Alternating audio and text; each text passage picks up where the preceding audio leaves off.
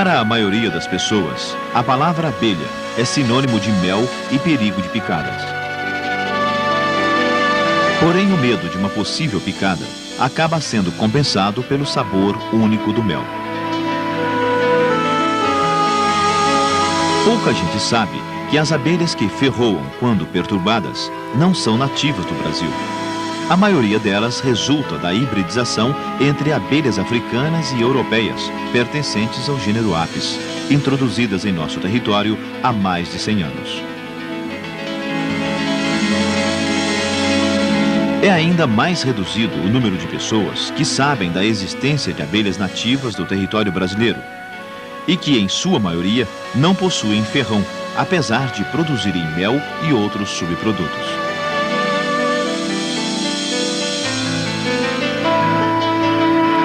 Com diferentes formas e tamanhos, estas abelhas têm grande responsabilidade no equilíbrio ecológico nos diferentes hábitats. São responsáveis pela polinização de milhares de espécies vegetais. Estima-se que a maior parte dos vegetais nativos de nosso país sejam polinizados por estes insetos. Desde abelhas de grande porte, como a uruçu, que visita flores maiores, até a mirim, também conhecida como mosquito, que retira néctar e poliniza as flores menores. Por outro lado, muitos vegetais brasileiros são polinizados unicamente por abelhas indígenas. É o caso das madeiras de lei em geral. Daí a importância de sua preservação.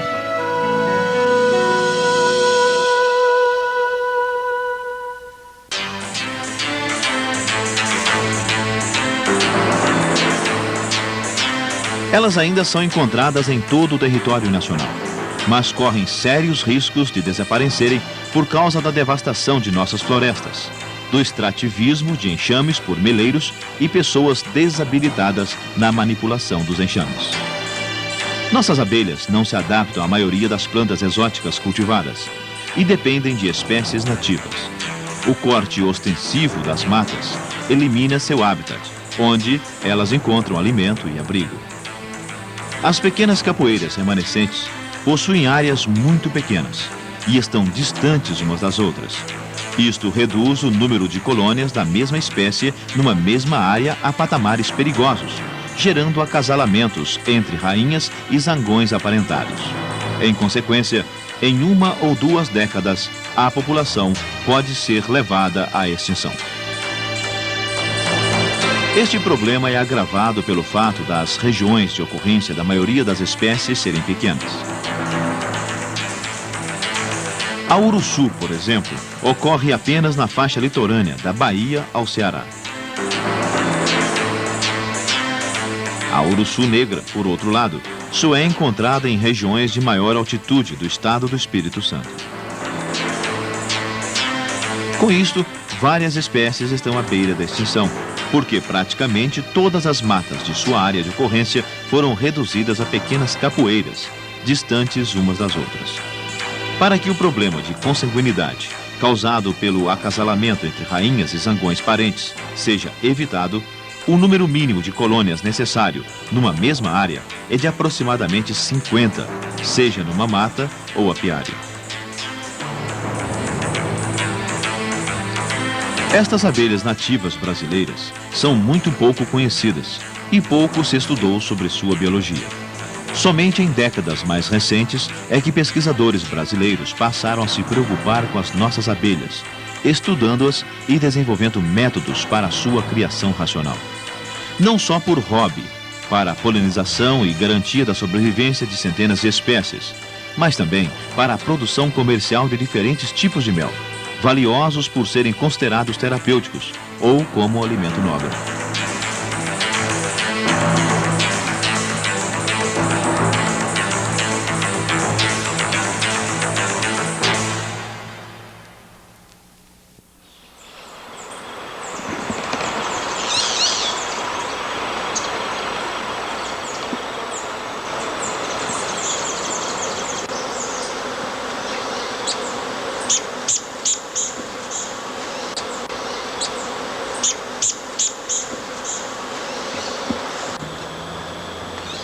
O mundo dos insetos é bastante complexo. Seja numa floresta, num jardim ou numa plantação, o desequilíbrio representa sérios prejuízos para o meio ambiente e para o homem. Entre os insetos sociais, a posição ocupada pelas abelhas na natureza é importantíssima. Ao contrário, por exemplo, das formigas cortadeiras, que cortam milhares de folhas de árvores e arbustos para a sua sobrevivência, as abelhas só contribuem com os vegetais. O néctar, que lhes serve de alimento, é oferecido pelas flores, como atrativo para a polinização. Uma função estratégica para a perpetuação da maioria dos vegetais. As abelhas do gênero Apis são as mais estudadas, tanto no que se refere à sua natureza quanto à criação racional. No Brasil, o gênero Apis ganhou características próprias quando do cruzamento entre abelhas africanas e as europeias. Os híbridos deste cruzamento são chamados de africanizados, cujas características principais são agressividade, resistência a condições ambientais adversas e alta capacidade de produção. As apis se organizam em 3 castas.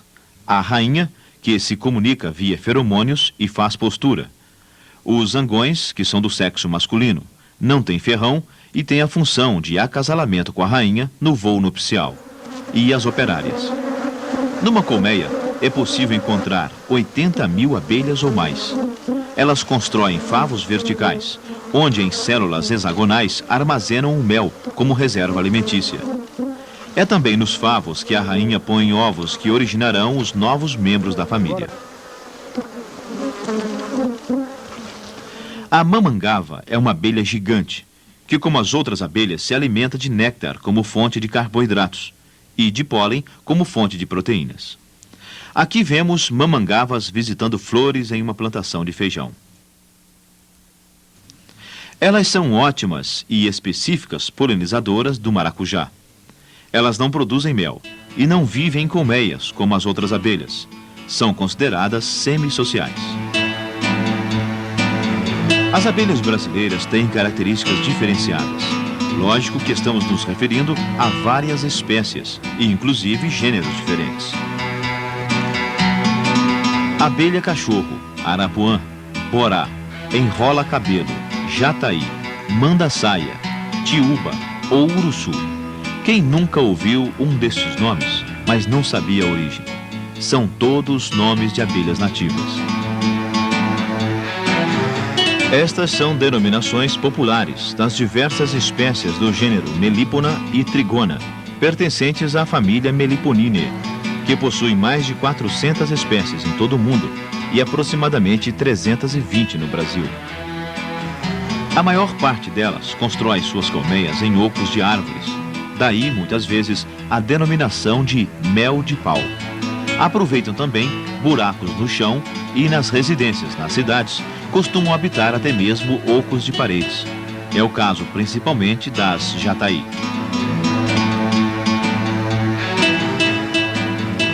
Internamente, a colmeia tem uma estrutura completamente diferente das colmeias de apis.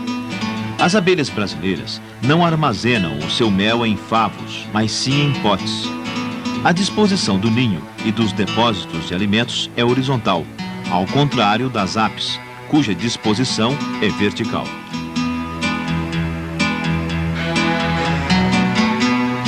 Neste esquema, vemos como se dispõe a colmeia de meliponíneos, dentro de um tronco de árvore. Aqui vemos os favos de cria dispostos horizontalmente em corte. Em volta, ficam membranas feitas do mesmo material das células de crias, chamado invólucro. Nas partes superior e inferior, encontramos os depósitos de alimentos, na forma de potes, onde são armazenados pólen e mel. Delimitando a área da colmeia, temos o batume, que tem a função de vedação. O batume é feito de uma mistura de própolis e barro chamada geoprópolis e apresenta proporções dos dois componentes variáveis conforme a espécie.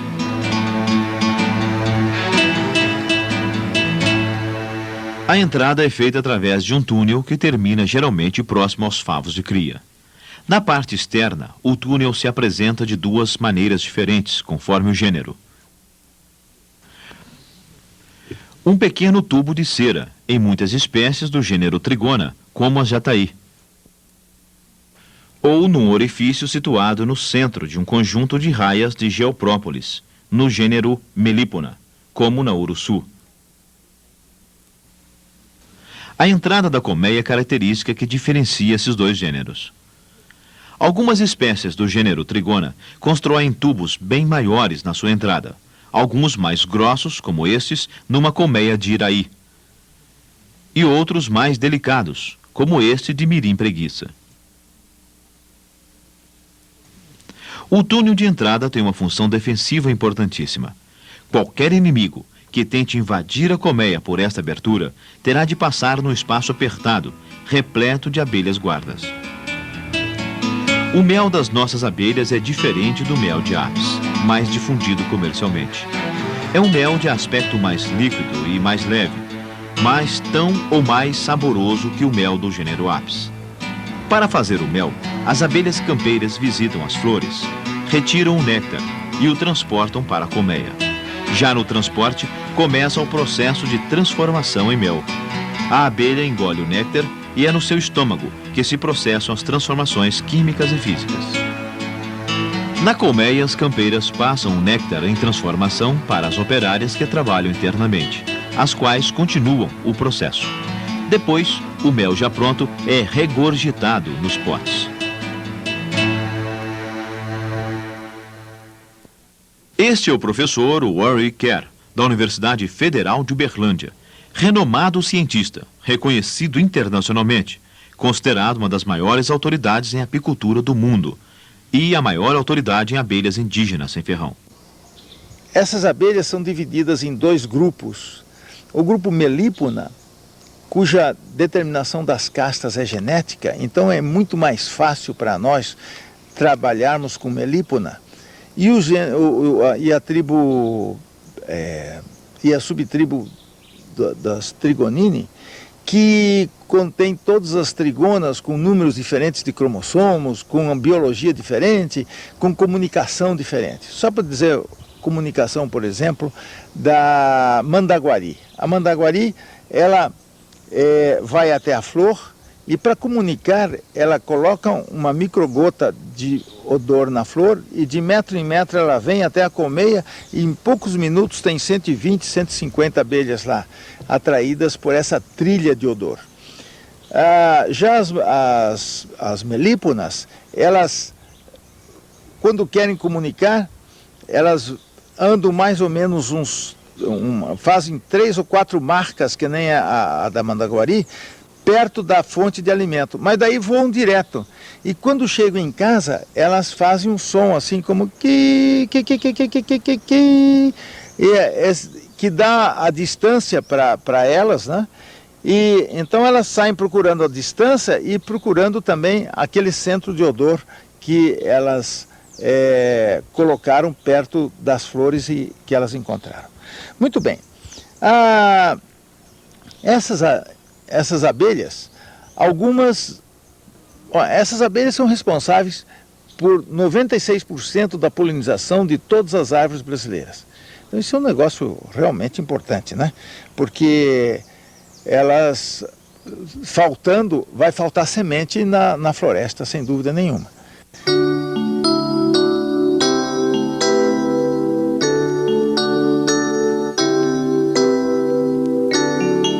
O pólen é levado à colmeia e armazenado nos potes, onde é compactado e misturado às secreções salivares que propiciam sua fermentação controlada, transformando-se no alimento de alta qualidade e rico em proteínas.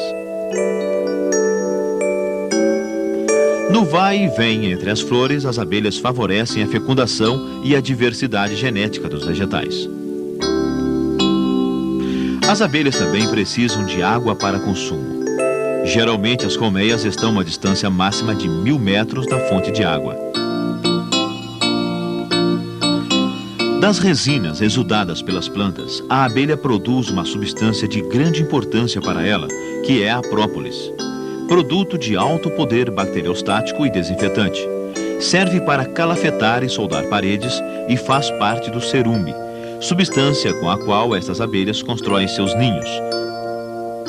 A própolis dos meliponídeos não deve ser usada em curativos. O geoprópolis contém barro e pode conter micro-organismos nocivos.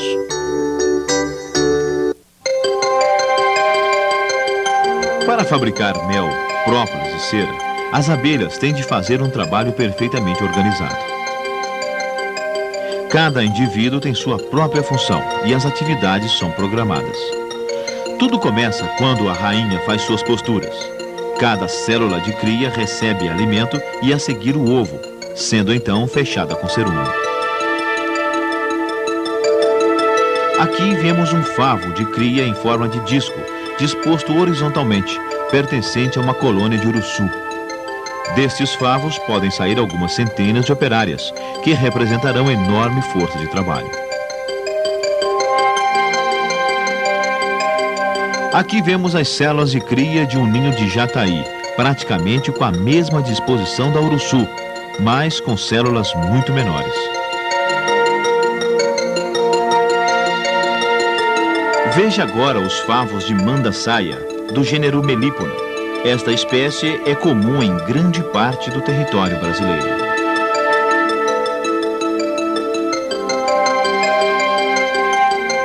Entre as espécies do gênero Trigona, a rainha nasce de células de posturas especiais, de maior porte, situadas nas áreas periféricas do conjunto de células normais. São chamadas células reais ou realeiras. As rainhas desse gênero são geradas a partir de uma larva comum do sexo feminino, que é alojada na realeira. A célula real permite o desenvolvimento completo dos órgãos sexuais da futura rainha, bem como o armazenamento de maior quantidade de alimentos.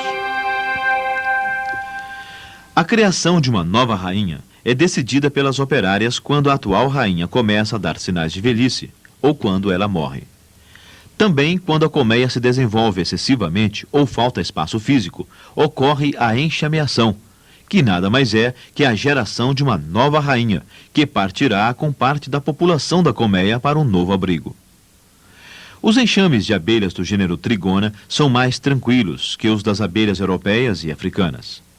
A mudança para a nova casa é lenta e gradual, mas o fenômeno fica bem caracterizado. Outra diferença importante é que em Apis, o enxame leva a rainha velha, ficando a nova no antigo abrigo, ao contrário do que acontece nos meliponídeos. Já no gênero Melipona, rainhas, operárias e zangões nascem células de mesmo porte. A determinação das castas se dá por controle genético. Até 25% das abelhas que nascem em uma colônia de meliponas podem ser rainhas virgens, que são mantidas por alguns dias, sem desempenharem qualquer atividade, como segurança para o caso de morte da rainha-mãe ou para o caso de enxameações. A falta da rainha em todas as espécies de abelhas pode significar o fim da colônia. Por isso, o normal é que em poucos dias, número que varia conforme a espécie, uma nova rainha seja vista entre as operárias. Numa colônia de abelhas urussu, este prazo gira em torno de 6 ou 7 dias no máximo. Os zangões são indivíduos do sexo masculino, resultantes de ovos não fecundados, num fenômeno reprodutivo conhecido como partenogênese. Permanecem nas colmeias e se agrupam em locais fora delas, até o voo nupcial.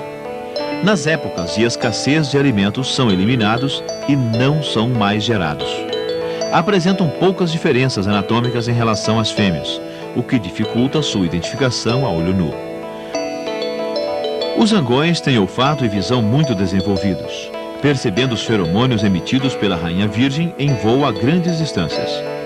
Quando gravávamos cenas procurando mostrar a diferença entre uma rainha virgem de jataí, na parte superior da tela, e uma poedeira, abaixo, um zangão se aproximou rapidamente, copulando com a rainha virgem, presa aos dedos do pesquisador.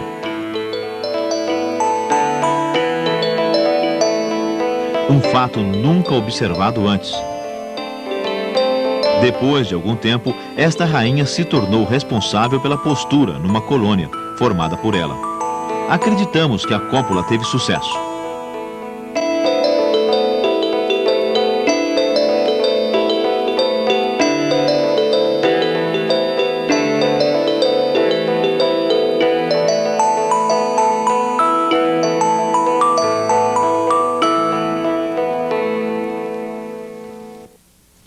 Conheça agora algumas espécies de meliponídeos e algumas de suas características no Meliponário da Universidade Federal de Viçosa, um dos principais centros de pesquisa sobre o assunto no país.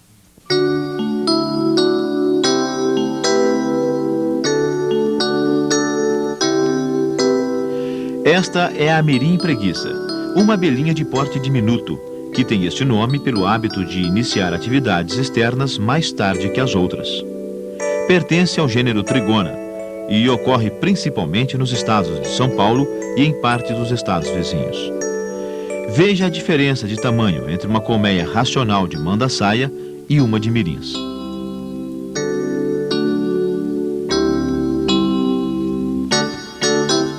As células de postura são proporcionalmente também muito pequenas.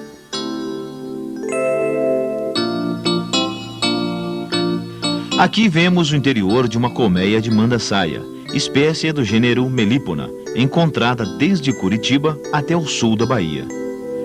Provavelmente, como defesa, logo após a abertura do ninho, todas as abelhas se escondem na sua parte inferior, passando com isso a impressão de que a colmeia está abandonada.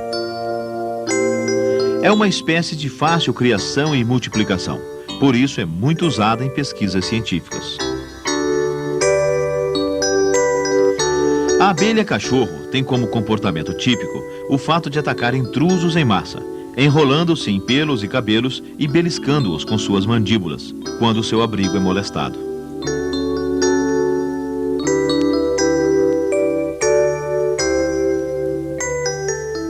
Pouco depois, elas voltam para o interior da colmeia, toda feita de barro e detritos, com uma entrada em tubo muito característica. É uma trigona encontrada nos estados do sul e sudeste. A marmelada é grande produtora de própolis, que deposita sobre seu abrigo e também sobre eventuais inimigos, aí em grande quantidade. Este comportamento é tido como defensivo.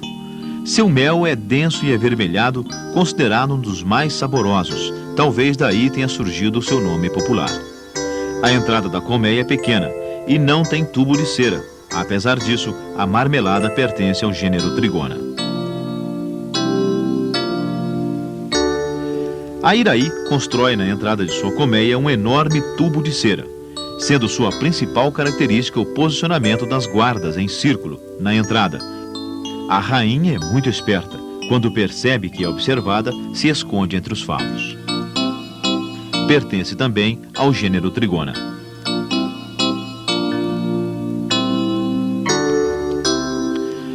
A jataí é a abelha brasileira mais popular pela qualidade do seu mel, que é muito saboroso. Sua vantagem sobre as outras é a facilidade com que se adapta a diferentes tipos de abrigos e a diferentes tipos de plantas fornecedoras de néctar, pólen e resinas. Por isso a colônia tende a crescer rápido. A rainha pode ser encontrada facilmente, pois se destaca das operárias graças ao seu enorme abdômen. As abelhas brasileiras de maior produção de mel são as uruçu, do gênero Melipona. São abelhas de grande porte. Suas colônias são populosas e extremamente ativas, e há muitos são criadas racionalmente em sua região de ocorrência natural. Produz 15 litros de mel por ano. No Nordeste, estão presentes em muitos meliponários. Há 40 anos, existiam meliponários com até 2.000 colônias. Lá em Recife, tem alguns apicultores que pegam o pólen da abelha uruçu, misturam 1 quilo do pólen em mais ou menos 50 quilos de mel e vendem por 3, 4, 5 vezes o preço. Então eles aprenderam a fazer mais uma utilidade do mel da apis misturado com o pólen da uruçu. Então, essas pequenas coisas vão aparecer a hora que os apicultores começarem a lidar com essas abelhas, né? Essas abelhas têm uma diversidade de evolução. Tem algumas que são muito primitivas, até algumas que são bastante evoluídas. E isso aí faz com que os biólogos tenham uma grande vontade de estudar essas abelhas, o que é muito bom. Então os apicultores poderão vender abelhas para os biólogos, né, que sempre tem verbas do Conselho Nacional de Pesquisa para comprar essas coisas, e tem mais uma pequena fonte de renda. Eu acho que os meliponídeos, quer dizer, as abelhas sem ferrão brasileiras, constituem um manancial de ciência, de evolução, de biologia inacabável. É um prazer enorme trabalhar com essas abelhas. Criar melíponas e trigonas exige técnicas diferentes das usadas para apis. Vamos destacar uma espécie em cada um dos dois gêneros. Vamos falar sobre a uruçu, cujo nome científico é Melipona scutellarius, e sobre a jataí, cujo nome científico é Tetragonisca angustula. Os nomes populares citados podem variar de região para região, mas em geral se referem às duas espécies citadas cientificamente. Primeiro, vamos estudar as técnicas de manejo das melíponas, usando como exemplo a uruçu e a uruçu negra. Para estas abelhas, é utilizado um modelo de colmeia vertical, que facilita o manejo e a colheita de mel, que é feita apenas virando a gaveta onde ficam os potes sobre o recipiente de coleta. Os potes devem ser furados. Veja o esquema de construção destas caixas. Primeiro, as gavetas sem fundo. Depois, os depósitos de mel e pólen. O piso e o teto ou tampa. Sobre este modelo de colmeia, nos fala o pesquisador Gabriel Augusto Rodrigues de Melo, pós-graduado no assunto pela Universidade Federal de Viçosa. Então, basicamente, ela é dividida em seções, que são representadas por gavetas, certo? Aqui, então, cada seção dessa seria representada por uma gaveta. E ela é constituída, então, por partes, a começar pela parte do fundo. Então, a primeira seção, né, da colmeia seria o fundo.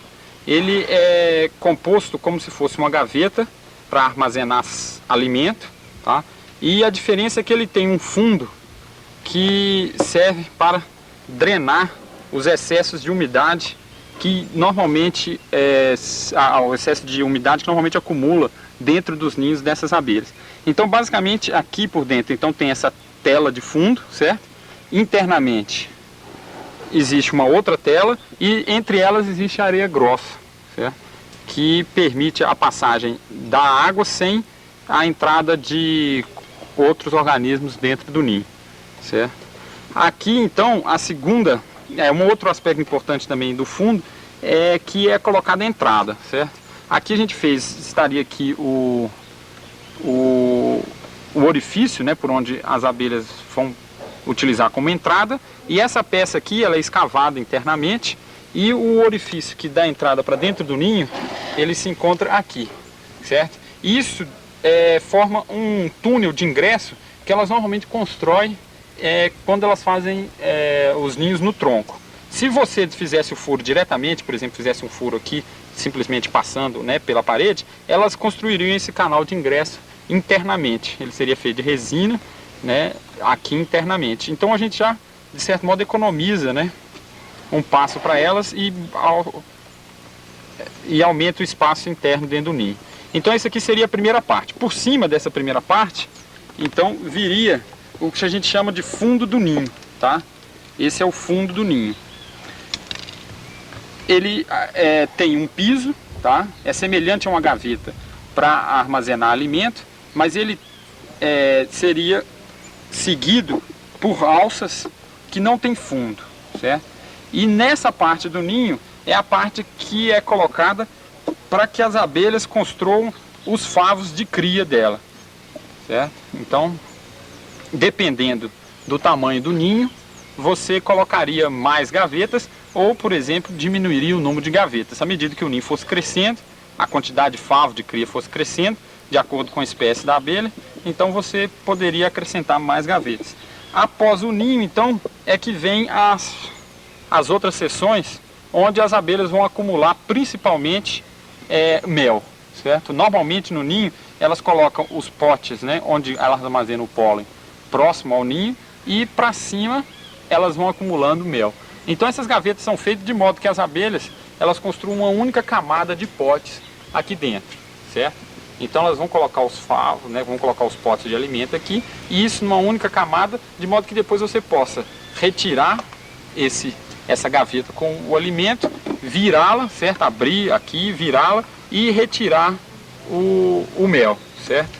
Esses pequenas varetas de bambu aqui, elas são colocadas para que quando as abelhas construírem os potes de alimento aqui, e você for abrir uma gaveta, no caso tiver uma aqui por cima, se você for abrir a gaveta, quando você retirar essa parte, os potes que estão construídos aqui embaixo, uma parte deles pode estar presa aqui no fundo. Se não tiver as varetas, eles podem abrir ou mesmo ficar grudados e derramar o mel. Então, colocando as varetas, ela impede com que a camada de potes que esteja construída aqui, ela não fique aderida à parte de cima ou à tampa, certo? Então aqui a última parte então é uma tampa normal, que fica sobre a última gaveta. O número de gavetas então vai ser dependente do estado da colônia, certo? Do tamanho dela e da época também do ano, certo? Numa época que tiver ocorrendo produção de mel, então você acrescentaria mais gavetas aqui. Outro aspecto importante da colmeia é a espessura da madeira, certo? Essa aqui foi construída com 2,5 cm. É recomendável que as caixas tenham essa espessura acima ou acima disso, em torno de 2,5 cm, 3. Durante a construção das gavetas, deve ser lembrado, né, de se deixar um rasgo aqui para que possa ser encaixada as varetas. Essa espessura, essa distância daqui até aqui é importante, que não pode ser muito fina, então não é recomendável fazer abaixo de 5 milímetros, porque isso aqui poderia se soltar com facilidade. Então o ideal é fazer em torno de 6 milímetros daqui até o rasgo aqui, certo? Para que essa região aqui seja mais resistente.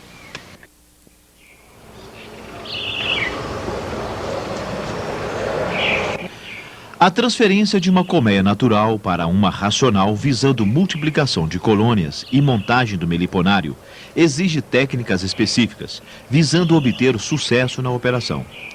Aqui vemos um toco contendo uma colmeia de uruçu negra. Depois de cortado e devidamente lacrado, o toco foi transportado até o meliponário. Durante o corte e o transporte, todo o cuidado foi tomado para se evitar danos mecânicos ao ninho. A transferência começa com a abertura do toco. Retiramos a tampa das extremidades, onde a colmeia se delimita pelo batume. Usamos o machado com cuidado para não causar danos mecânicos e estresse excessivo às nossas abelhas.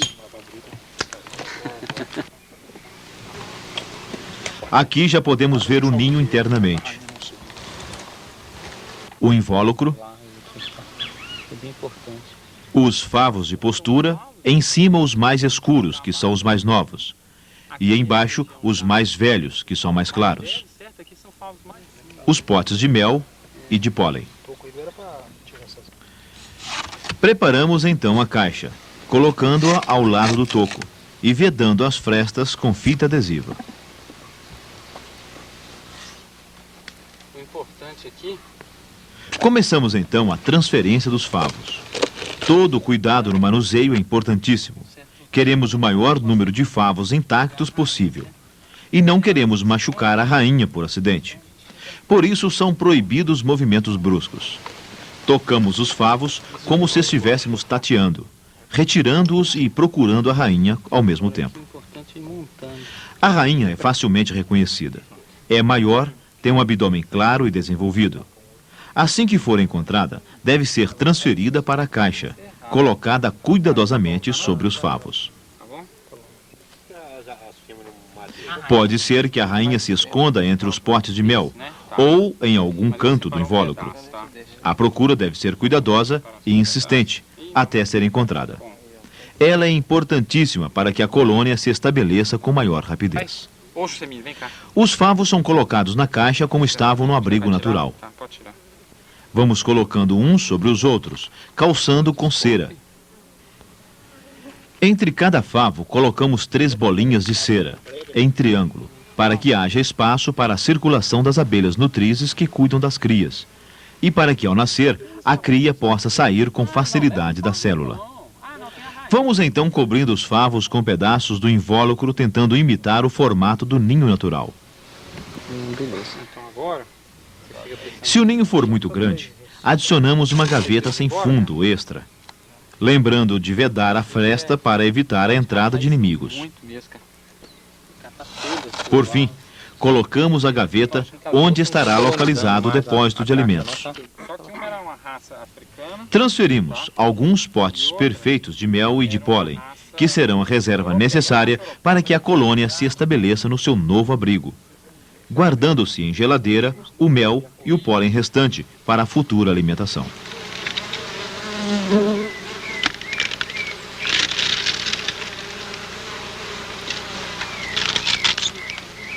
Fechamos a caixa, sempre lembrando que choques contra a colmeia devem ser evitados, especialmente agora que as abelhas ainda não soldaram todas as partes do ninho com cera.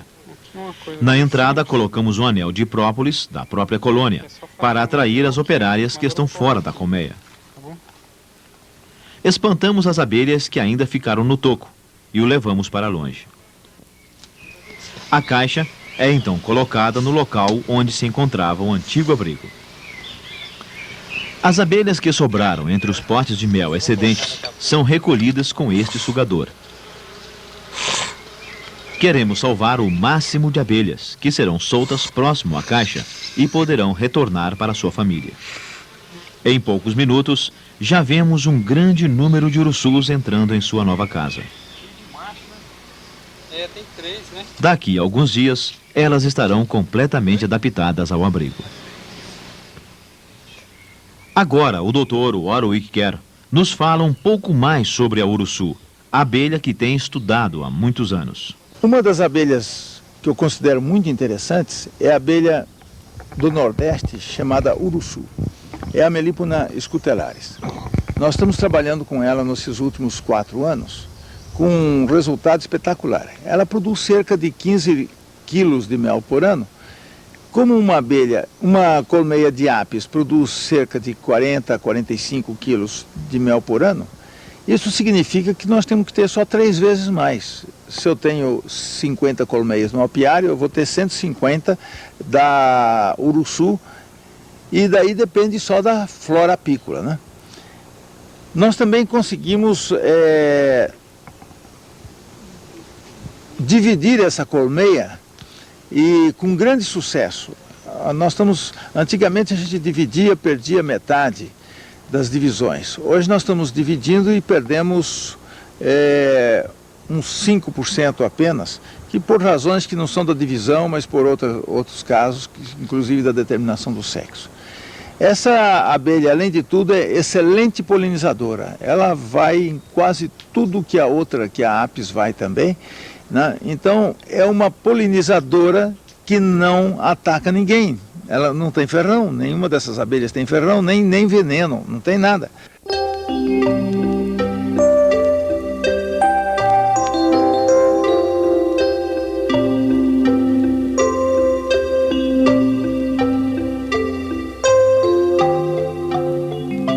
O próximo passo para o meliponicultor é expandir suas atividades. Para isso, além de capturar colônias naturais, precisa multiplicar suas colmeias artificialmente. A técnica mais eficiente foi desenvolvida pelo Dr. Kerr e é de fácil execução. Ela se baseia em alimentação artificial, divisão de colmeias, com partes cedendo favos de cria e partes cedendo rainhas, e revisões periódicas.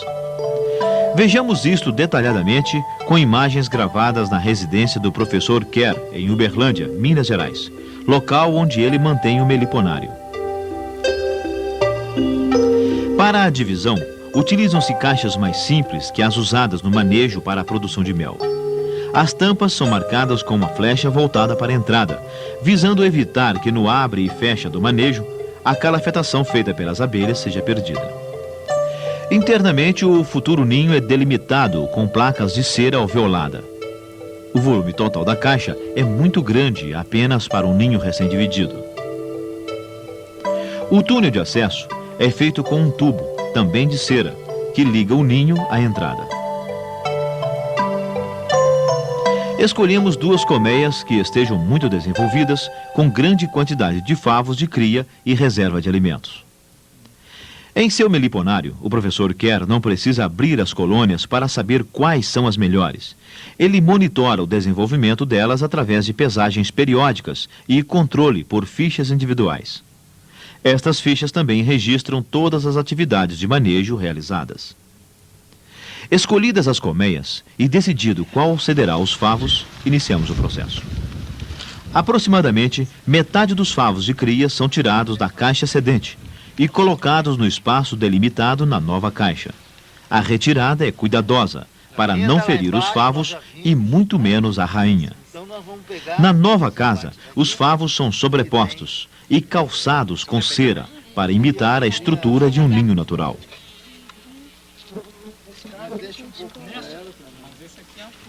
O alimento fornecido é constituído de mel, que pode ser de qualidade inferior, normalmente não comercializado.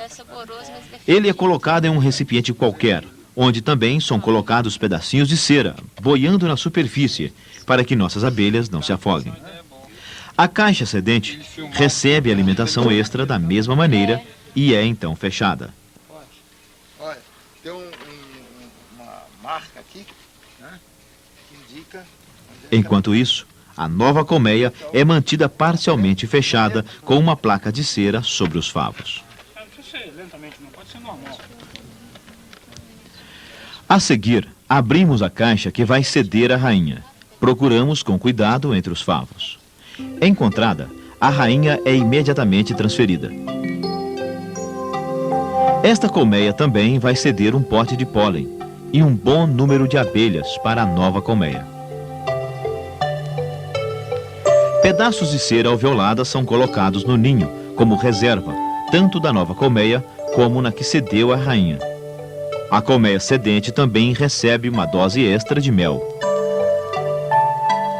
Fechamos a colmeia cedente, que é levada para seu local de origem. Em poucos dias, uma nova rainha será escolhida, substituindo a antiga. Para termos certeza disso, podemos fazer uma vistoria e acompanhamos o peso desta colmeia durante algumas semanas, em busca de comportamento anormal. Então fechamos o novo ninho com uma placa de cera e a caixa com a tampa já marcada. Vedamos com fita adesiva. Na entrada, colocamos a abertura de geoprópolis, típica do gênero Melipona. Nesse caso, oriunda de uma colmeia abandonada, fixada com fita adesiva. Podemos também colocar um anel de própolis, como vimos anteriormente. Por fim, instalamos a colmeia em seu local definitivo. Alguns minutos depois, já temos abelhas entrando e saindo em sua nova casa. O Dr. Warwick Kerr utiliza um método bastante interessante para a alimentação artificial de suas colmeias. Ele usa um xarope à base de uma parte de açúcar dissolvido em outra parte de água pré-aquecida, mais um comprimido de complexo vitamínico macerado e batido em liquidificador com um pouco de xarope, dissolvido em cada litro da solução. São acrescentadas ainda algumas gotas de perfume, que será detectado pelo afiadíssimo olfato de nossas abelhas. O xarope é colocado nesses alimentadores artificiais. Distribuído o xarope, usamos seringas plásticas para aplicar pequenas doses da solução nas entradas das colmeias. São necessários apenas alguns minutos para que as primeiras abelhas batedoras descubram a fonte de alimento e indiquem para suas companheiras.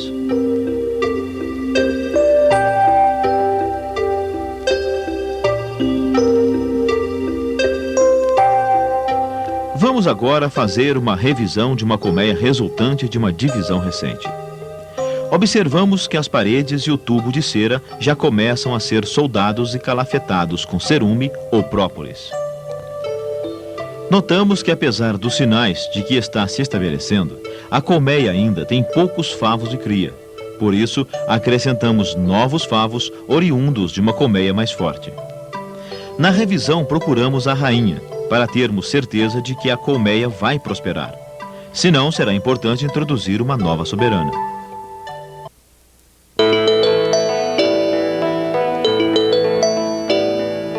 Agora vamos mudar de gênero. Vamos falar sobre o manejo de trigona. Elas são criadas no modelo de caixa diferente, com distribuição horizontal. Veja a caixa PNN, ou Paulo Nogueira Neto, desenvolvida pelo famoso pesquisador dos meliponídeos de mesmo nome. O esquema de construção, com as medidas, estão num folheto anexo a este vídeo. Quem nos mostra as principais características destas caixas no meliponário da Universidade de Viçosa é o pesquisador Davi Said Aidar, há mais de 12 anos trabalhando com meliponídeos. Essa colônia, ela basicamente é composta de uma tampa e alças ou gavetas, como muita gente também chama. Essas gavetas, elas têm uma área onde são colocados os potes de alimento, pólen e mel, e uma área onde há um espaço vazio para alojamento dos favos de cria. Existe um pequeno piso onde no ato da coleta do enxame, da transferência do enxame para essa colmeia, a gente coloca potes de pólen nesse pequeno piso. Porque na natureza, normalmente, o pólen ele é encontrado próximo à região de cria. Daí o pequeno piso ser localizado próximo ao espaço de cria. A primeira gaveta, que é a gaveta inferior, tem a mesma medida, a mesma conformação das outras gavetas, com a diferença de que ela não é aberta embaixo. Apresenta o orifício de entrada e aqui são colocados os potes de alimento antes da transferência do ninho, se você tiver esses potes de alguma outra colônia, né? Potes vazios, sem deixar lambuzar de mel. Essas varetas ou bambuzinhos têm a finalidade de evitar com que, quando o enxame já esteja estabelecido, evitar que os potes de pólen e mel grudem no piso inferior da gaveta superior. Porque se você não coloca essas estruturas, quando você vai tirar a gaveta, vem grudado também os potes de alimento e pólen, né, de mel e de pólen.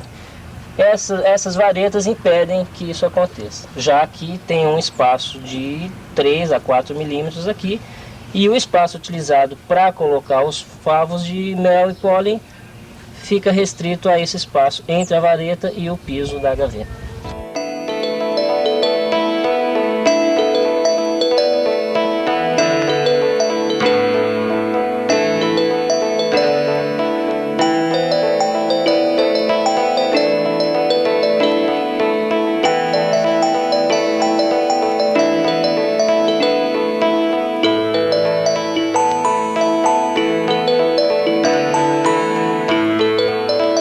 Tendo uma colmeia disponível, o próximo passo é capturar uma colônia. As jataí, por exemplo, são facilmente encontradas, dão pouco trabalho na hora do manejo e produzem um mel delicioso, apesar de em pequena quantidade. Aqui temos uma colônia destas abelhinhas num toco de uma árvore derrubada em um vendaval forte. Vamos à transferência da colmeia em detalhes. O primeiro passo, a transferência de uma colônia de jataí para uma colmeia racional, é a transferência da própria porta de entrada da colônia. O segundo passo, então, é a troca de local. Vamos colocar a colmeia racional no lugar do toco. O terceiro passo, então, é a abertura do tronco.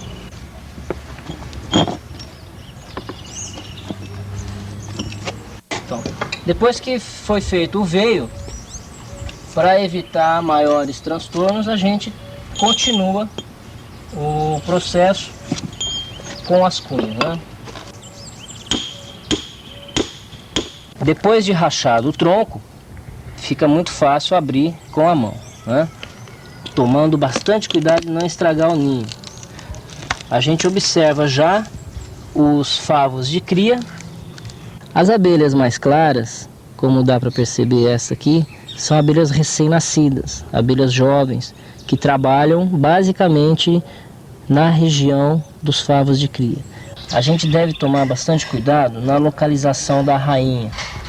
Ela costuma se esconder nas frestas da madeira ou por entre as ceras. Então, a gente costuma procurar com bastante cuidado. Os potes de mel devem ser cortados rente ao toco, com movimentos leves e lentos, porque se a rainha estiver lá atrás, dá tempo dela fugir sem ser machucada. Agora vamos tirar os favos de cria. A faca é passada rente à parede do tronco. Deve-se evitar o amassamento dos favos de forma a diminuir esse espaço abelha aqui, que é por onde as operárias passam para promover os devidos cuidados com as crias. Sempre que possível, ir retirando o excesso de mel para evitar que esse mel seja repassado para a colmeia que vai ficar no lugar do toco. Isso promove ataque de formigas e de outras abelhas, inviabilizando assim toda a coleta. Manter as mãos limpas e os instrumentos também limpos. Essas crias novas, os ovos estão sobrepostos, estão sobre o alimento, que é líquido. Então não se deve virar esses favos de ponta cabeça ou de lado, porque o ovo pode tombar sobre o alimento e esse ovo não vai dar origem a uma larva mais. Então, os favos de cria são transferidos para a caixa racional, juntamente com um pouco de cera, para evitar que o espaço abelha entre um favo e outro seja anulado pela compressão. Cuidadosamente. Os potes de alimento que são mais claros, a gente conclui que são os que contêm pólen. Abrindo a cera com a faca dá para perceber, e esses potes de pólen devem ser transferidos para a colmeia racional fechados. Os favos mais escuros, a gente conclui que geralmente são favos que contêm mel. Com a faca dá para perceber. A rainha é colocada sobre os favos de cria, onde ela vai começar os seus trabalhos.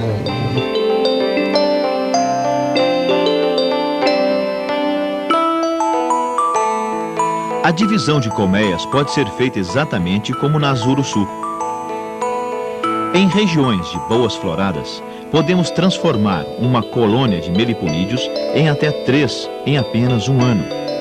Para isso, o manejo deve ser feito com atenção e disciplina. As vistorias são importantes e nas épocas de baixas floradas da região, a alimentação artificial deve ser reforçada.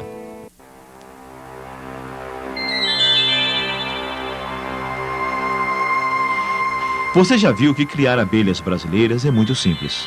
Nada de macacões e máscaras. Nenhum maquinário sofisticado ou caro. Nenhuma ameaça à segurança. E, principalmente, a satisfação de estar contribuindo para a preservação dessas espécies de insetos e espécies de vegetais associadas a eles.